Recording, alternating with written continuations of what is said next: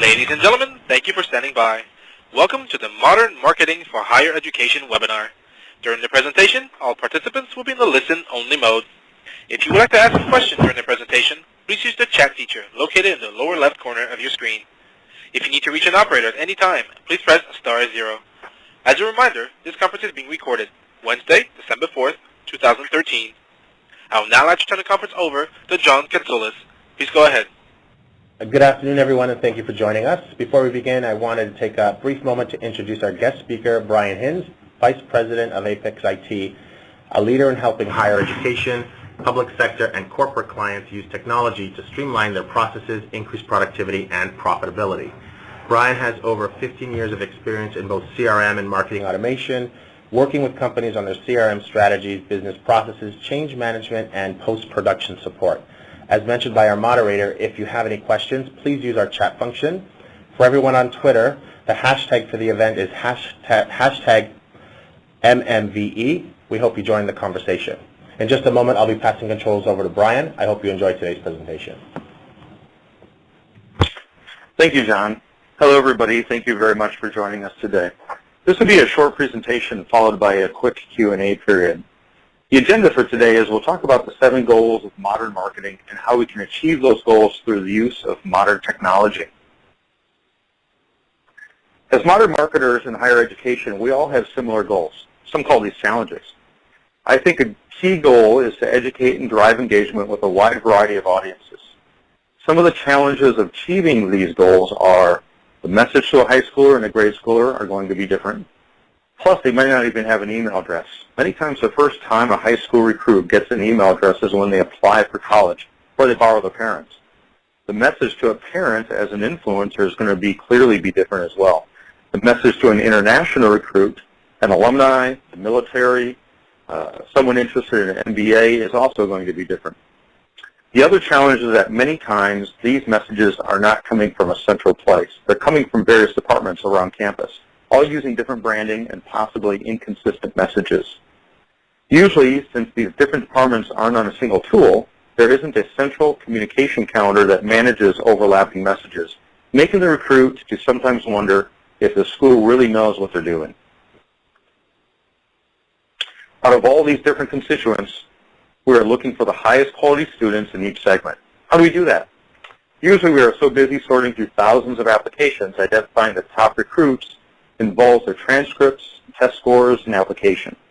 What if we can add another dimension to that evaluation, their digital body language, what they say and do online pertaining to our school?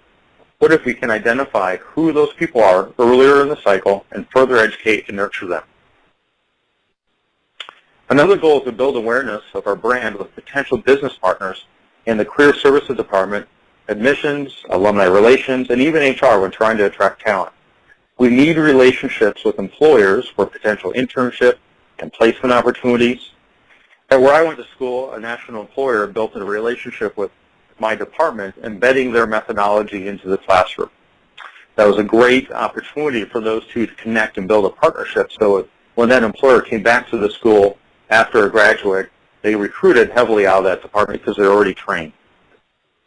For distance learning programs, there may be contracts with employers offering their employees tuition assistance. We may need to communicate to employers that have quite a few of our alumni working for them, possibly reaching out for assistance, references, or sponsorship opportunities. And as employers ourselves in institutions with thousands of full-time and part-time employees, how we brand ourselves in the marketplace is vital to human resources.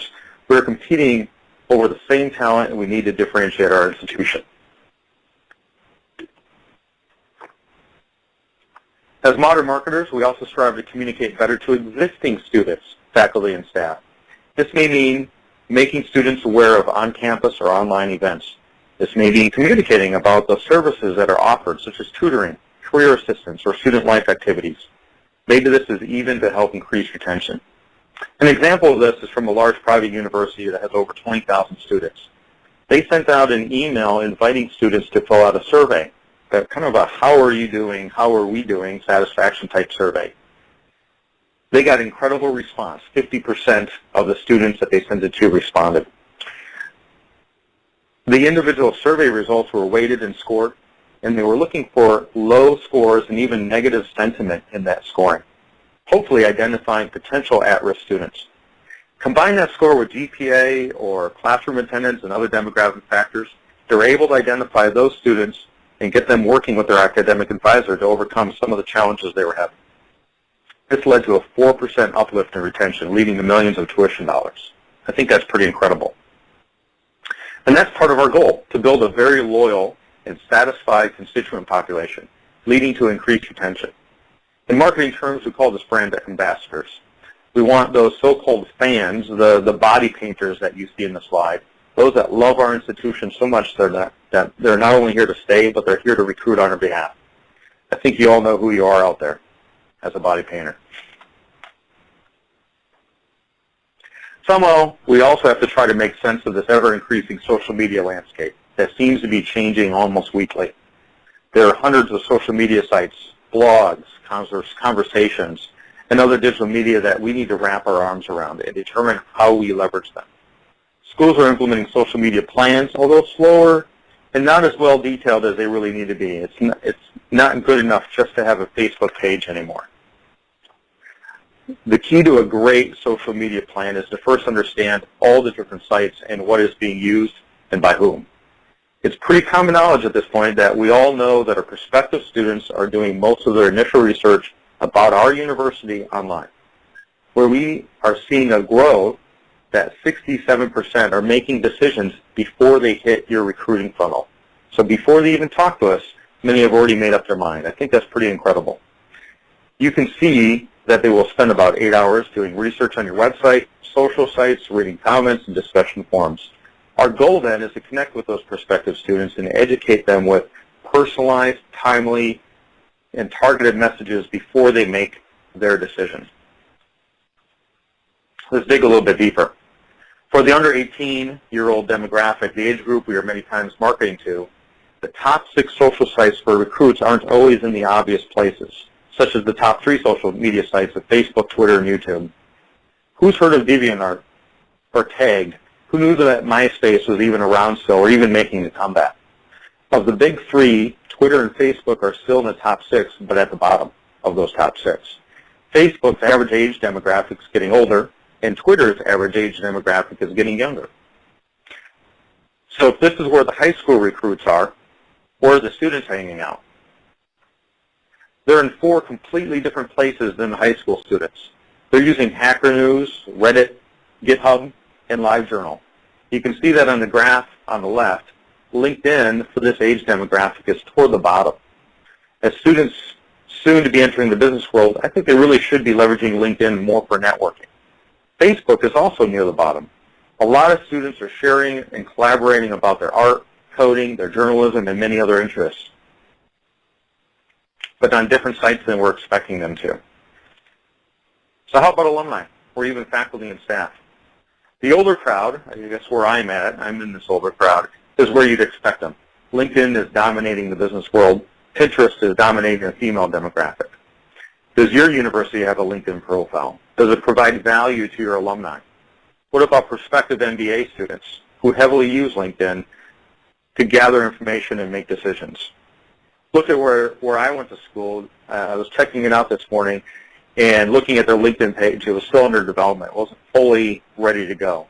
There were 4 different alumni groups for the school that I went to, all with different branding, different logos, and probably with different purposes as well. It allowed me to see potential networking opportunities, but really didn't inform me of anything or pull me in with content at all.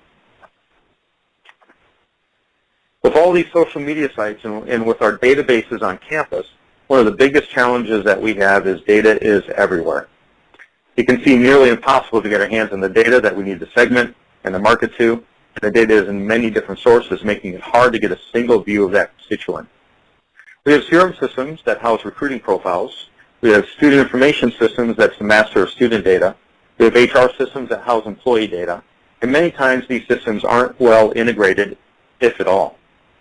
Our communication interactions are in other systems, including probably our CRM system as well, social sites, email systems out on the web. And another example, one Big Ten university I've been working with has over 40 different CRM systems. across their organization. Just within student life alone, they had 26 different communication tools. I think that's pretty incredible. Getting to a 360-degree view of that constituent throughout their life cycle is what we all want, but it's proven to be extremely hard to do.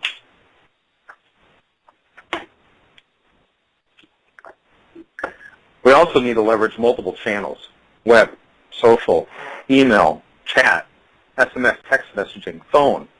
Another university I've been working with sends out over 1 million communications a year, mostly manually, and just for undergrad admissions, 1 million. Think about the person power it takes to pull that off and to continually repeat that process for every recruiting class. We don't have big marketing teams, so now we can take a team of 1 to 3 and make them feel like a team of 30. We should be able to take more time to work on our strategy, our message, our segments, and not manually be blasting the same emails over and over from year to year. We should be able to set up the structure once and let it run. The last goal I have is about continuous improvement. We need to measure our marketing efforts, interpret those results, and improve for the next campaign.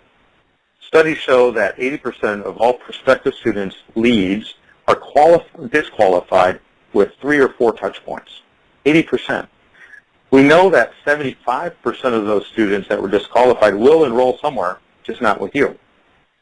What this tells me is that we might be doing a great job at creating the prospective leads, but may hand them off to admissions a little bit too early in the process, and many of those leads are getting disqualified too quickly. We call this a lead leakage bucket. By analyzing the processes and the results, we should be able to determine at what stage is the right time to have a recruiter get engaged in the cycle. This all starts with the realization that the basic foundations of marketing processes really haven't changed. For over 100 years, there have been and still are 4 basic steps: knowing your potential customers, engaging with them, converting them, and learning from your interactions with that customer. This is a cycle that I don't think will ever change, but we should be able to make it easier to get to know your constituents. We should be able to more easily engage with them across multiple channels and with a consistent message and a brand. We should have better insight to how the process is working, not just during the execution stage of the campaign either. We should be able to have these results and the ROI tied back to our marketing efforts without having to manually reconcile enrollments back to leads in our CRM system. Let's discuss some of the modern marketing best practices that help accomplish these 7 key goals in this digital age.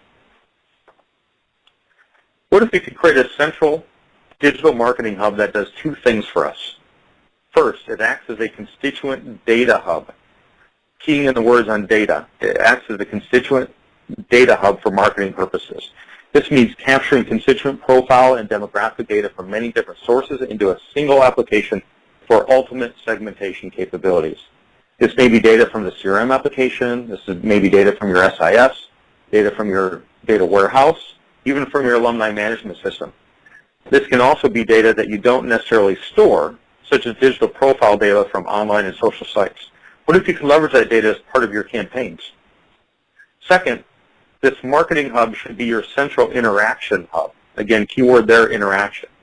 All digital communication interactions are automated from this hub across all departments in the university. Imagine that, if all departments are using a single tool for their communications. This creates that central communication calendar and helps control the frequency of those messages and prevents overlapping communication. Now we can leverage our previous and future messages as part of our targeted strategy. Here's an example. What do we need to do today? If we want to send a message to high school seniors that have filled in a contact form on our website and still have not applied, what if they have applied? What if they are further down the cycle and we're waiting on their transcript? This is a simple process that may include multiple systems, including a test score list, a web form, an online application system, a CRM system, and a student information system, again, that are likely not integrated. What if we want to communicate to an existing student about student life, an upcoming football game per se? Should be pretty easy, right? What if they just posted how they really feel that they're not a football fan? What if they could just put that online? How do we automatically exclude them from a typical mass communication based on their preferences that they just posted hours ago? How about informing students with a lower GPA about on-campus tutoring services? We can use this central marketing hub for a number of different reasons and a number of different constituents. There's so much digital body language out there that we should capture and then tie it back to the constituent when they show interest. Using modern tools, we can see web activity, forms they fill out, emails they open and click through, their social activity, all in a single place. We can drill down on this information, look at it over different time periods. We can leverage this information to help you understand the constituents by tracking and interpreting their digital profile. This leads to even more refined segmentation and even better targeted marketing. Let's drill into this a little bit more. Here's somebody's digital body language, which is really just a fancy phrase for a rich profile, and how we leverage that to not only have better segmentation, but to also have more personalized communication. As a marketer, imagine if we could see in a single place data coming from CRM, their social profiles, tweets, posts, and likes, email activity, and even web activity. We could then filter and segment based on the channel and the information being captured over time. Here's an example. We can see Nick here is interested in the engineering program. He's been spending a lot of time on our website and even filled out one of those Contact Us forms. Nick has tweeted about his interest in engineering as well, and he's looking for social feedback from his friends on accredited programs at our university and other universities. In the past, we likely weren't able to tie his web and social activity back to that Contact Us form. We wouldn't have been as well informed.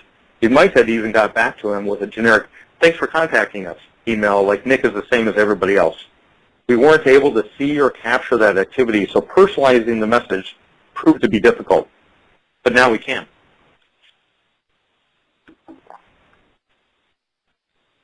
You can then use this data to segment the constituents by their digital body language, their demographics, and even other attributes. This might include information from test score loads and from your student information system like PeopleSoft Campus Solutions, such as a GPA.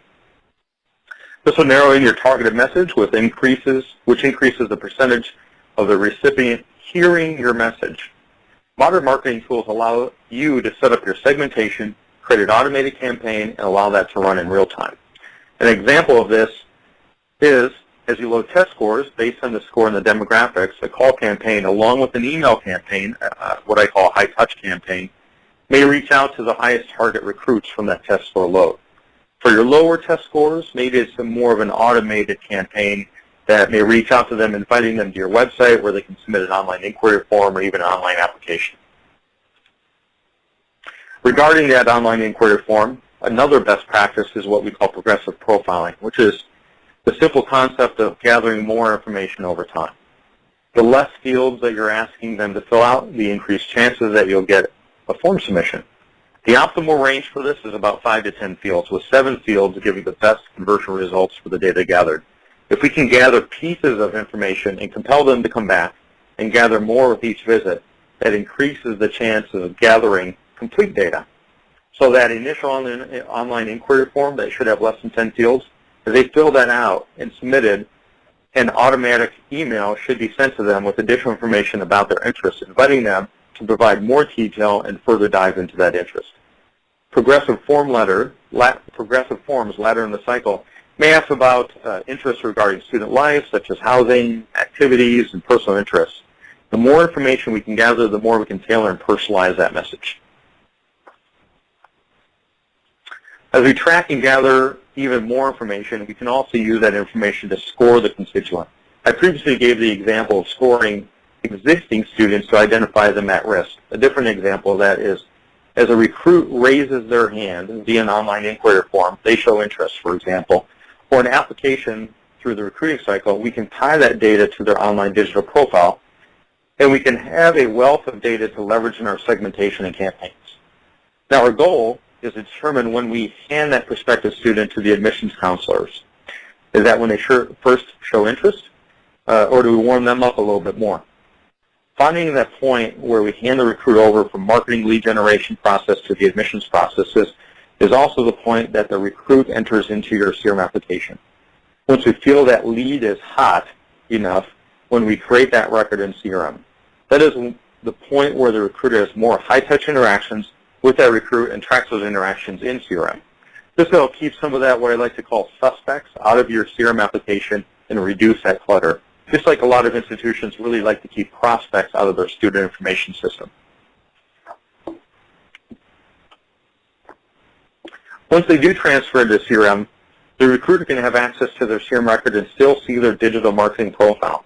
Bringing CRM and marketing automation together allows that recruiter to see web activity, form submits, email activity, and all the marketing campaigns that recruit has been involved in. The difference between marketing automation and CRM is that marketing is a central hub of data from all of these other systems used for marketing purposes, and it's also the central digital communication hub. CRM, on the other hand, is where most recruiters, advisors, and counselors will track their individual interactions with constituents. The best practice is to bring these two tools, marketing automation and CRM tools, together so everybody has that 360-degree view of the constituent. Throughout the recruiting cycle, I previously mentioned that 80% of students are disqualified throughout that process, many times not even by our own recruiters, just by themselves. And 75% of them end up enrolling elsewhere. Many times as recruits fall out of the cycle, they are rarely communicated to again. Through the use of marketing automation, we can remarket to them, nurturing them along and possibly getting them to re-engage. Nurturing campaigns aren't only for leads that fall out, though. We can use nurturing campaigns to also gently pull the recruits along in our process through that entire recruiting process all the way to matriculation. This may be further education about campus life, an introduction to their advisor, guidance on the enrollment process, or pointing them in the right direction for additional information. Nurturing campaigns are also great for alumni. I picked up my institution a little bit ago where I graduated from. It feels like I only hear from them twice a year. Once is when they're asking for donations, and that's usually a phone call around dinner time or 9 o'clock at night when I'm putting my kids to bed. The other time, it's I get sent this magazine once a year that is about the same content for everybody, 90% of what I don't really feel is relevant to me. I would rather have an email from them that is personalized to my degree with information about my peer graduates or professors or what they're doing in my industry. Nurturing campaigns are a great way to stay engaged with recruits, students, and even alumni. On the screen, you see an example of dynamic content. The email or online forms and newsletters that are sent to me or that I opt into are personalized based on my actions and my interests. Modern tools allow a marketer to create one email or form but dynamically change the content based on the person receiving the information, based on demographics and attributes about that person. A simple recruiting example of this, again going back to our online inquiry form.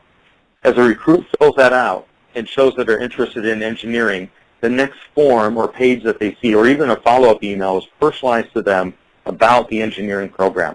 This is one form for the marketer, but with dynamic content that changes based on what the program the recruit is interested in. This personalized content, which seems real-time to the recruit, helps improve conversions dramatically. They no longer feel they're part of the herd. We discussed social media a little bit earlier as well. I break social relationship management into 5 different categories. There are tools that help you listen to the digital landscape, allowing you to search by keywords and even filter by positive or negative sentiment. These are very powerful but really easy tools to use. As you learn more about what's being said, you can then use these tools to further engage with the constituents. By example before that I saw there was about 4 or 5 different alumni groups on LinkedIn from my school. I wasn't sure which one was the best. Likely these were created by different departments in the schools, not working together with a common communication plan. These SRM tools help you bring all that together and manage it in a central place. Then you can start analyzing the results and make continuous improvements. There's also social collaboration tools. 75% of recruits want to collaborate with somebody that is currently going to school at your institution. Only about half of them actually do that, though. What a great tool. What a great marketing tool. At a public school I've been working with, as part of their recruiting cycle, they invite recruits to sign up on their social collaboration tool. Once those recruits sign up, they find that 90% of those recruits will end up enrolling in their school. It's a great way to connect people and even a better way to predict enrollment. With 95% of college admissions offices using some form of social media, you really need a social media strategy to differentiate your organization from the other 20,000 colleges and universities around the world, all vying for the same student. In another webinar that we did earlier this year, we outlined an 8-step process on creating a social media plan. We can share that with you if you reach out to us. These 8 steps include building a social media team, That includes a social media manager, content creators, an editor, and community managers. Setting up a social media council that sets guidelines and shares and educates on best practices throughout that institution. They also draft and share a social media policy. They train and prepare the staff on those policies. They even draft a plan on who is the target audience, what social sites we're going to use, and even have a consistent message and a brand. The key is they engage. They execute that plan. They listen, analyze, adjust the plan, and then lastly, they get started. I would say start small. Focus on your objectives and grow from there. Modern tools also provide event management capabilities that help you and the recruits register for online or on-campus events, such as campus visits, classroom visits, or orientation. They can have the student and parents attend multiple events in one. This might even be used for student event registration that maybe needs waitlisting or alumni events as well. The key to successful marketing automation is to implement your strategy and tools into phases, a crawl, walk, run approach. It is very easy to get these tools configured and up and running. The hard part is determining your plan, talking through your business processes, finding out where the data resides, understanding the cleanliness of your data, and what campaigns that you want to start with. Maybe that starts with an online inquiry form, keeping it pretty simple, tying that into a digital profile, and then putting them into a personalized, targeted, dynamic nurturing campaign. That should be very easy to do. Ultimately, a modern marketing automation tool should be the system of record for the marketer for both data and communication interactions and their digital profile. All the data under one roof, separate from CRM, until it's the right time to pass them on to an admissions counselor. This tool should allow you to do both simple and complex multi-channel campaigns, analyze those results, and use that data, the analytics, and the channels to continuously improve for the next term. The tool can also provide you with an iTunes-like directory where you can expand your reach through the Partner App Cloud. This provides connectors and connections between the marketing tool and other sites. This App Cloud will continue to grow as the landscape grows and as it dynamically changes. With that, thank you very, very much for listening. Really appreciate it. And now we'll open it up for questions. Before we get